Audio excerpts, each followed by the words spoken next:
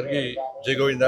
ఈరోజు జన్మదినం సందర్భంగా స్వామివారి దర్శనం కోసం రావడం జరిగింది. గత సంవత్సరం కూడా జన్మదినం సందర్భంగా స్వామివారి దర్శించుకోవడం జరిగింది. ప్రతి ఒక్కరూ సుఖ సంతోషాలతో ఉండాలని చెప్పి, అందరి కష్టాలు తొలగిపోవాలని చెప్పి, ఒక ప్రశాంతమైన వాతావరణంలో జీవించాలని చెప్పి, ఈ దేశం కోసం, సనాతన ధర్మం కోసం, ఈ సమాజం కోసం అందరూ కలిసికట్టుగా ఉండాలని చెప్పి, ఎవరికి ఏ కష్టం వచ్చినా, ఏ ఆపద వచ్చినా ఈ ధర్మ పరిరక్షలో ఒకరికొకరు చేదోడు వాదోడుగా ఉండాలని చెప్పి, ఆ శక్తిని, సామర్థ్యాన్ని, ఆ ఆలోచనను కల్పించాలని చెప్పి ఆ స్వామివారిని వేడుకోవడం జరిగింది.